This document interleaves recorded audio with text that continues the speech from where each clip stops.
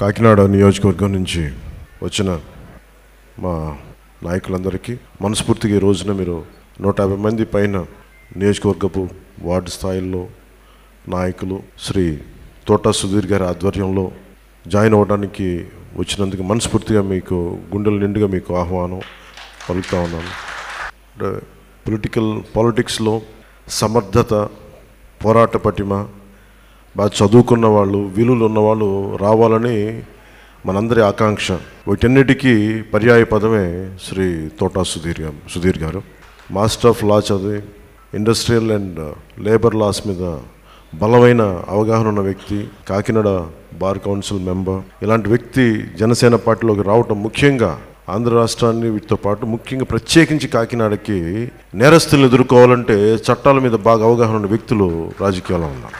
మా ముత్తాశిస్దార్ గారు ఉన్నారు, మా ఉమ్మడి గోదావరి జిల్లా నాయకులు దుర్గేష్ గారు. వీరి ఆధ్వర్యంలో పార్టీ మరింత బలంగా పుంజుకుంటుంది. దానికి పర్యవసానమే ఈ రోజున తోట సుధీర్ గారు రావటం పార్టీలోకి. మనస్ఫూర్తిగా నేను మొన్న కాకినాడ ట్రిప్కి వెళ్ళినప్పుడు నేను చాలా అరుదుగా ఇంటికి వెళ్తాను, చాలా తక్కువ సార్లు, ఉన్న సమయభావం వల్ల కావచ్చు. కానీ ప్రత్యేకించి సమయం చూసుకొని తోట సుధీర్ గారి ఇంటికి వెళ్ళాను. ఇంటికి వెళ్తే మేడం మిసెస్ సుధీర్ గారు కూడా చాలా ఆప్యాయంగా పలకరించేవారు.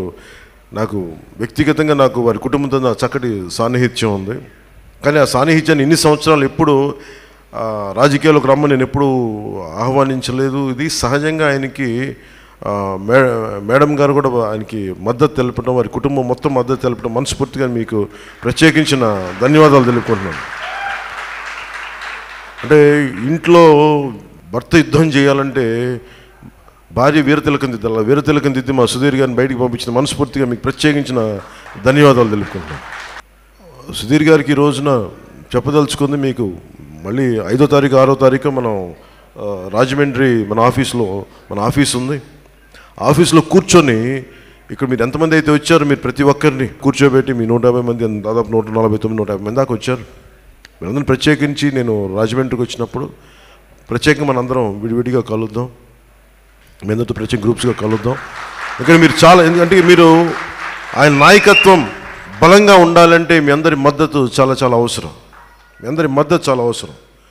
సుధీర్ గారి వెనక ఒక సైన్యమే వచ్చింది. ఈ రోజున ఒక్కొక్క వ్యక్తి కనిపించడానికి 150 మంది కనిపించవచ్చు, కానీ ఒకరు 5,000 మందిని కదిలించగలరు ఒక్కొక్క వ్యక్తి ఇక్కడ. సో అంత బలమైన నాయకులు మీరందరం. రాబోతున్న ఎన్నికల్లో మన జనసేన జెండా కాకినాడలో ఎగరాలి, తూర్పు గోదావరి జిల్లా ఎగరాలి. ఉభయ ఉమ్మడి గోదావరి జిల్లాల్లో ఒక్క సీటు వైసీపీకి రాకూడదు. అదే ఆ లక్ష్యంతోనే పనిచేద్దాం. కష్టం, కానీ ఆ లక్ష్యంతోనే పనిచేయాలి. మనిషికి తెన్సింగ్ నార్కే ఒక మౌంట్ ఎవరెస్ట్ ఎక్కాలనుకున్న అందరూ నిరుత్సాహపరిచారు, ఇంపాసిబుల్ అని. Edmund Hillary or Tenzing Norgay. ఒకడు అనుకుంటే సాధ్యపడద్ది. అలాగే ఈ రోజున చాలా చిన్నది, ఇది చాలా చిన్నది. ఉభయ గోదావరి జిల్లాల్లో వైసీపీ జెండా ఎగరకూడదు అనేది when compared to climbing mount Everest, this is nothing. చాలా చిన్నది ఇది. మనం మోటివేటెడ్గా పనిచేసి ఎందుకు మోటివేటెడ్గా చేయాలి, వైసీపీ ఎందుకు రాకూడదు అనడానికి మీకు హేతు పద్ధతి మీకు వివరించాను. ఉద్యోగాలు లేవు, ఉపాధి అవకాశాలు లేవు, రైతుకి లాభసాటి ధర పక్కన పెట్టండి, గిట్టుబాటు ధర లేదు, ఉద్యోగులకు జీతాలు రావు, లా అండ్ ఆర్డర్ కంప్లీట్గా నాశనం అయిపోయింది, పోరాటం చేసే వాళ్ళ మీద కేసులు పెడతారు. ఒక కుటుంబంలోనే 3 కీలకమైనవి ఒక కుటుంబంలోనే దట్టు మన కాకినాడలో ఉన్నాయంటే దాని తాలూకు తీవ్రత అర్థం చేసుకోవచ్చు. ఏ పని చేయకుండా బస్తాకి 100 రూపాయలు రైతు పడ్డ కష్టం మీద వెళ్ళిపోతుందంటే దాన్ని బట్టి ఎంత ఈజీగా కొల్లగొడుతున్నారో అర్థం చేసుకోవచ్చు. ఎక్కడో చోట మనందరం సమాజంలో మనందరం ఉన్నప్పుడు మన సగటు రైతుకి, సగటు యువకుడికి, యువతకి మనకి ఉపాధి అవకాశాలు కల్పించాలి, ఒకరికి గిట్టుబాటు ధర కల్పించాలి, సామాజిక భద్రత ఇవ్వగలగాలి. సో వీటన్నిటిని ఎదుర్కోవాలంటే చట్టాల మీద సమగ్రమైన అవగాహన ఉన్న సుధీర్ బాబు గారు లాంటి వ్యక్తులు చాలా అవసరం జనసేన పార్టీకి, చాలా బలమైన అవసరం. సో మనస్ఫూర్తిగా నేను మన 5వ తారీఖు కానీ 6వ తారీఖు కానీ మళ్ళీ రాజమండ్రి వస్తాం. రాజమండ్రి వచ్చినప్పుడు వారు ఎలాంటి కీలకమైన బాధ్యతలు వహిస్తే నియోజకవర్గంలో మరింత బలోపేతం అవుతుందని చెప్పి నేను రాజమండ్రిలో ప్రకటిస్తాను. అది మన అధ్యక్షులు, ఉమ్మడి తూర్పు గోదావరి జిల్లా అధ్యక్షులు వారి సమక్షంలో నేను ప్రకటిస్తాం. వారి నాయకత్వానికి తగ్గ పదవి వారికి ఇచ్చి తీరుతాం ఖచ్చితంగా వారికి.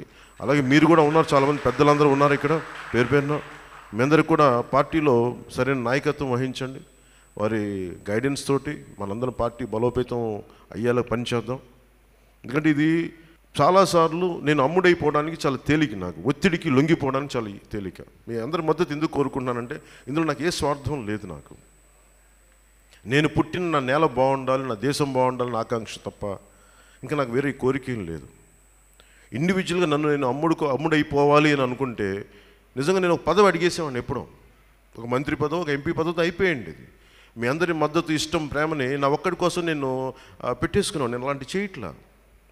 సుధీర్ గారు లాంటి వాళ్ళు బయటికి రావాలంటే ఏం చేయాలి? ఒక న్యాయం కోసం పోరాడాలి. ఒక బస్తా పండించిన ప్రతి బస్తాకి రైతుకి వెన్నెముక ఇరిగిపోతుంది, వెన్నెము ఆ రైతుకి గిట్టుబాటు ధర ఉండాలి. ఈ ఉద్దేశంతో కాబట్టి నేను ఎప్పుడూ కూడా అడ్డదారులు తొక్కలేదు. అందువల్ల నా జీవితం కష్టం. ఇందాక పెద్దలు మనోహర్ గారు చెప్తున్నట్టుగా నిజాయితీగా ఒక రాజకీయాలు నడపడం ఇంత కష్టసాధ్యంగా ఉంటుంది, ఇంత కష్టంగా ఉంటుంది. నేను అనుకుంటున్నాను ఒకసారి నిజంగా గుర్తిస్తారని నా కష్టాన్ని, 2 చోట్ల ఓడిపోయినా అని ఒకసారి నిరాశ నిస్పృహ లేకుండా ఉంటుంది. కానీ సుధీర్ గారు లాంటి నాయకులు రాక వల్ల నాకు నూతనోత్సాహం కలుగుతుంది. ఖచ్చితంగా నువ్వు పడ్డ కష్టానికి ఆ నాయకులు రాకే సూచన, మార్పుకి సూచన. అలాంటి సుధీర్ గారిని మనస్ఫూర్తిగా ఆహ్వానిస్తూ వారి కుటుంబ సభ్యులందరికీ పేరు పేరున నా ధన్యవాదాలు తెలుపుకుంటూ, ఇక్కడికి వచ్చిన నాయకులందరికీ పేరు పేరున ప్రతి ఒక్కరికి నా హృదయపూర్వక కృతజ్ఞతలు తెలియజేసుకుంటూ ప్రతి ఒక్కరికి నేను మనస్ఫూర్తిగా ఆహ్వానిస్తూ సెలవు తీసుకున్నాను. జై జనసేన, జై హింద్.